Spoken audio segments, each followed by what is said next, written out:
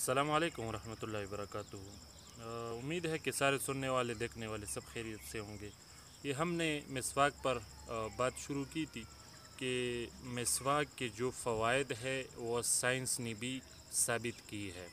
تو اس طرح سے سنت یعنی یہ تو سنت طریقہ ہے نا، تو اس کے جو فوائد ہے وہ سائنس سے ثابت ہے، ہر کوئی اس کو سرچ کر کے معلوم کر سکتا ہے۔ تو اس کے متعلق ایک اور بات بھی آپ سب کو بتاؤں گا کہ یہ کتاب لکھا ہے حکیم محمد طارق محمود چغتائی، اس کا یہ کتاب ہے سنت نبوی اور جدید سائنس۔ تو بڑا زبردست کتاب ہے، اس میں اس نے ایک عجیب بات کی۔ پہلے تو سب کو یہ بتاؤں گا کہ یہ ویڈیو ذرا پورا دیکھ لو، اور جو فیس بک پر دیکھنے والے ہیں ان کو چاہیے کہ آگے بھی شیئر کریں۔ تو اس میں انشاءاللہ ہم اس پر بھی بات کریں گے کہ گرو نانک صاحب مسلمان تھے یا کافر، تو اس پر بھی ہم بات کریں گے انشاءاللہ۔ تو فی الحال مسواک کے متعلق تو اس کتاب میں صفحہ 14 پر یہ لکھا ہے کہ گرو نانک صاحب کے متعلق یہ مشہور ہے کہ وہ مسواک ہاتھ میں رکھتے تھے اور دانتوں کو مسواک کرتے رہتے تھے۔ اس کا یہ ترتیب تھا، یہ معمول تھا، اور کہتے تھے یا یہ لکڑی لے لو، وہ جو مسواک تھا نا اس کے متعلق، کہ یا یہ لکڑی لے لو یا پھر بیماری لے لو۔ تو یہ بات بالکل اس کے متعلق بہت مشہور ہے، اور حکیم محمد طارق محمود چغتائی صاحب نے بھی اپنے اس کتاب میں سنت نبوی اور جدید سائنس میں صفحہ 14 پر نقل کیا ہے۔ کوئی اگر دیکھنا چاہے تو بالکل دیکھ سکتا ہے۔ اس میں بھی دکھانے کی کوشش کروں گا، پتہ نہیں صحیح دیکھے گا یا نہیں دیکھے گا آپ کو، مجھے تو لگتا ہے تو دیکھو یہ بہت بڑی گہری بات کہی ہے، اور یقیناً مسواک کی جو فوائد ہے اس سے ہر کوئی مستفید ہوا ہے، اور اس کے فوائد اسی طرح سے جو وقت گزرتا ہے نا تو اس کے ساتھ ساتھ ہی جتنی بھی سنت طریقے ہیں تو ان کے فوائد سامنے آتے رہتے ہیں۔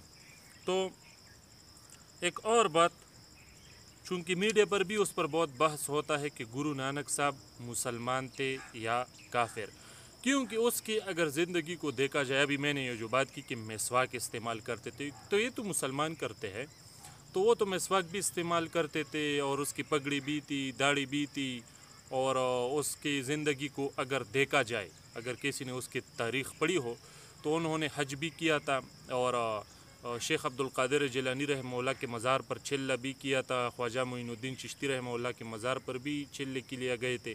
اسی طرح سے حضرت بابا فرید الدین گنج شکر رحمہ اللہ، ان سے بھی فیض حاصل کیا تھا۔ بہت سے اولیاء کرام کے پاس یہ جاتے تھے، اور بچپن سے ہی اس کو مسلمانوں کے حوالے کیا تھا سبق پڑھنے کے لیے مکتب میں، تو وہ بھی اس کو مسلمانوں کا صحبت ملا تھا، اور ان کے عقائد و نظریات انہوں نے جان لیے تھے۔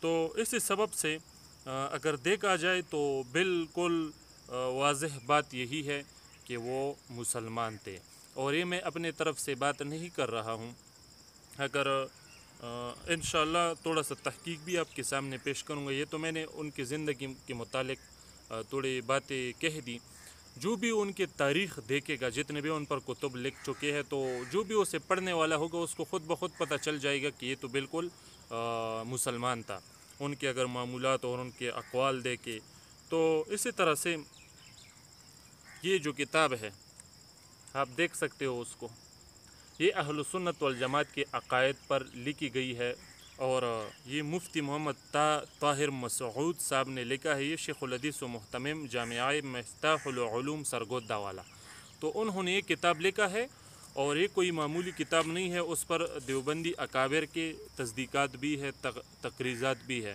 تو مولانا خواجہ خان محمد صاحب، مولانا سید محمد ارشد مدنی صاحب، مولانا شیخ سلیم اللہ خان صاحب، اور اسی طرح سے مولانا قاری محمد حنیف جالندری صاحب، مولانا محمد ابو بکر غازی پوری صاحب، آپ دیکھ سکتے ہو اس پر۔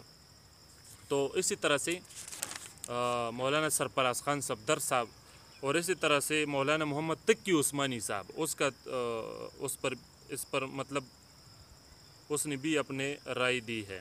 تو اسی طرح سے تو مولانا محمد تقی عثمانی صاحب کا تقریض بھی اس پر موجود ہے، اور بہت سے اکابر، کس طرح مولانا مکی حجازی صاحب آپ دیکھ سکتے ہو، شاید آپ کو الٹا بھی دکھائی دیتے ہو.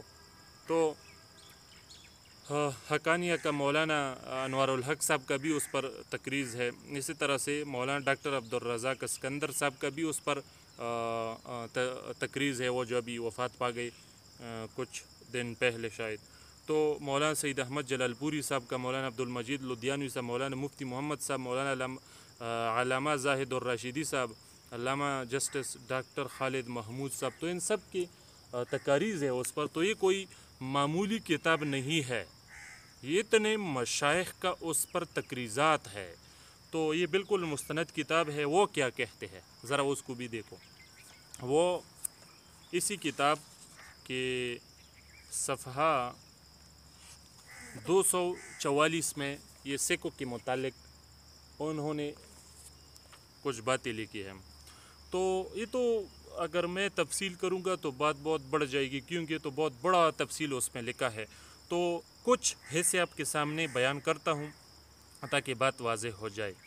تو یہاں یہ لکھتے ہیں صفحہ 244 پر کہ گرو نانک صاحب کے متعلق لکھتے ہیں کہ پنجاب کے مشہور صوفیہ کرام شیخ اسماعیل بخاری، سید علی حجویری، بابا فرید الدین گنج شکر رحمہ اللہ، علاء الحق رحمہ اللہ، جلال الدین بخاری رحمہ اللہ، مخدوم جہانیہ و دیگر دوسرے بزرگوں سے بھی انہوں نے فیض حاصل کیا تھا. تو کافر تو فیض حاصل نہیں کرتا اولیاء کرام سے، تو انہوں نے بھی فیض حاصل تو گرو نانک صاحب نے ان مشائخ سے فیض حاصل کیا تھا.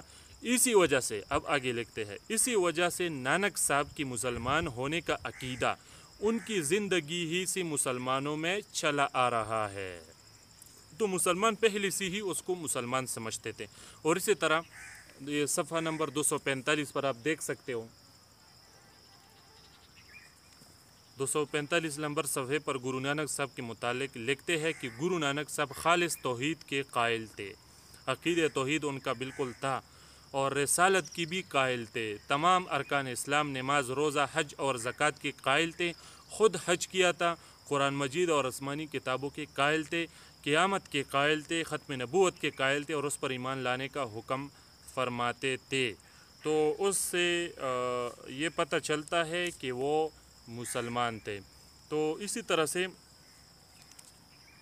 اگرچہ ان کے متعلق کچھ کتابوں نے یہ بھی لکھا ہے کہ گرو نانک صاحب ان کا یہ بھی عقیدہ تھا ان کے خیال میں کہ جب تک انسان عشق الہی حاصل نہیں کرتا، اس میں کمال حاصل نہیں کرتا اور خدا کو نہیں پا لیتا، وہ بار بار اسی دنیا میں جنم لیتا رہے گا. اسی طرح یہ بات بھی ان کے متعلق کافی مشہور ہے، واللہ اعلم. مگر ان کے مسلمانی کے متعلق یہ چند باتیں میں نے آپ کے سامنے پیش کی. ایک تو اس کتاب کا حوالہ ہوا. دوسرا میں یہاں پر انشاءاللہ اسکرین شاٹ لے کر یہاں پر بنا دوں گا. وہ آپ نے دیکھا ہوگا دارالعلوم دیوبند کا اپنا سائٹ ہے، وہاں سے فتوے نشر ہوتے ہیں. تو انہوں نے بھی اس بارے میں یہ فتویٰ دیا ہے کہ گرو نانک صاحب حضرت بابا فرید الدین گنج شکر رحمہ اللہ ان کے ساتھیوں میں سے تھے. تو انہوں نے صرف اتنا لکھا ہے گرو نانک صاحب کے متعلق، اور کوئی بات نہیں لکھی، مگر اس سے بات واضح ہوتے ہے کہ وہ مسلمان تھے، ورنہ وہ کافر ہی لکھ دیتے.